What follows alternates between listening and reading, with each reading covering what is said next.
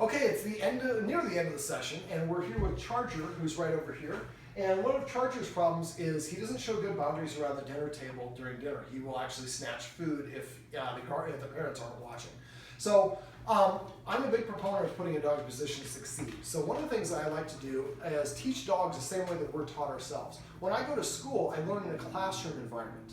And not only do I learn in a classroom, but I break down my lessons into small, digestible steps. And I practice one step over and over again until I have it mastered. Only then do I move on to the next step.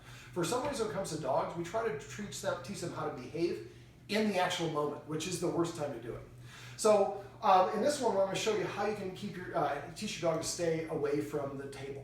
Now, we have basically a wood floor in here that's different than the floor there and the floor in the kitchen, which are tile. So basically, I'm going to make the boundary there and here. The dog's not allowed to be across either threshold. Now, when we're eating, we're distracted. We're thinking about eating. We're hungry and we're eating. And then when the dog comes, we're trying to shove the dog away and eat at the same time. It's not very efficient. So what I would recommend you do is practice eating before you actually serve your real meal. So what I did is I had the Guardians go ahead and microwave, and I'll start let's cook a little bit. There we go. We're microwaving some Canadian bacon. You can also do, the other one that I like to do is roast beef. Now, there's no food present, so he can come and go. And you can hear it popping in the microwave, and he's over there, he's looking for it, he's smelling it. I want something that's going to have a strong aroma, so I like using roast beef, bacon, or Canadian bacon. All right, so what's done? Oh, we need to switch out forks evidently. All right, let's grab a seat real quick, Katie. Kate. Here we go. What are you doing? So now, if you see this, there's a little bit of smell coming off this. So what I'm going to do is I'm going to have Kate. She's going to take this and cut it in half and put half of it on your plate.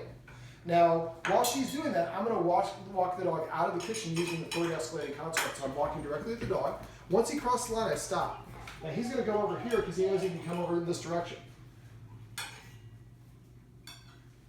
So if you could step over here so you can get a better angle, make sure you're seeing him as well.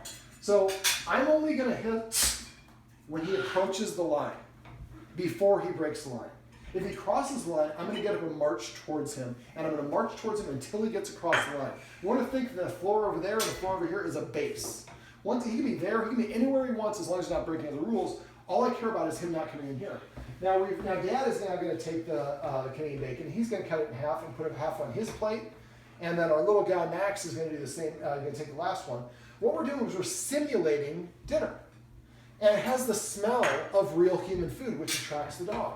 But we're helping the dog practice staying outside of the boundary. So now go ahead and just cut it up in pieces, and you can eat a little bit if you want. So what we're going to do is we're going to practice teaching the dog to stay out of the kitchen while we simulate a meal. Then once we get done with this, and the dog sits or lies down or moves away like he just did, he's coming back this way, so we can shoot him a little bit.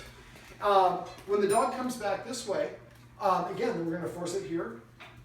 And he's already respecting it. Now you can see he's breathing a little heavy. This could be a sign of stress. We're also just running right outside. It could be related to that. Now I'm only going to correct him if he tries to come in. Now right there, he laid across. Make sure you're filming him. He's breaking the rule. He doesn't know the rule. We've been enforcing this for like 25 seconds now. But he is respecting the spirit of the law. Now, if he did this and starts belly crawling in, then I would make it 0 tolerance. You can't put even one pinky toenail over. But this way, when he sits or lies down, that's kind of a dog's way of saying, I surrender. So now what we do is when we get done eating this, or if we're not going to eat it, we put all this stuff away, then we serve our actual meal. We just did a warm-up, just like we do in golf or baseball or any other sport. We do a practice one first, then we do the real one. You can think of it in theater, this is a dress rehearsal. So by doing this first, we're not preoccupied by thinking about what we're eating. So if Dad or if Katie here is the one enforcing, he comes in, Katie would get up and rush towards him. And as soon as he gets across the line, we stop. So Katie doesn't have to go all the way to the line. She just takes as many steps towards the dog as she needs to until the dog gets outside. What we're doing is helping the dog practice the behavior we want while we have a simulation of the activity that we need him to behave that way for. And if you do this after maybe about a week, maybe 2 weeks before each meal, after a while the dog just comes and sits right outside the line and sits or lies down, and okay, your turn to eat. Now, we talked about off camera, the Guardians are going to eat after they, so now I'm going to have Katie do it. Get up and walk right at him. More towards his shoulder, and walk, or right towards his head. And beat him to the punch. Keep going until he gets across the line. Keep going. Perfect. Stop right there. Now stop. Now, Katie, you went like that, and then you went like this. You just took something.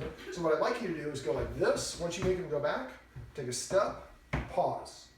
If he stays there, take another step, pause. If he starts coming forward, then you rush towards him. So watch this. So I'm going to let Dad do this one. I'm going to step out of the room.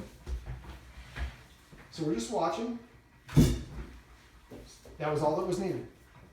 So Dad probably could have just stood up there. This is all new to Dad as well. Yeah. But again, we're just teaching the dog, this is the manners that we want. This is the behavior that we expect when we're eating. And after we practice it, like I said, a bunch of times, he'll just sit or lie down there. We do the same thing when we're in the kitchen cooking. This is usually what I do is I microwave a piece of bacon or some same sort of deal, and then simulate like I'm cooking. Then once he sits or lies down outside or leaves the area, then I put the bacon away, and then I actually do my actual cooking. But when I'm cooking, I'm thinking about not burning things and making sure that the right threshold. If your timing is right, the hiss should be all that you need.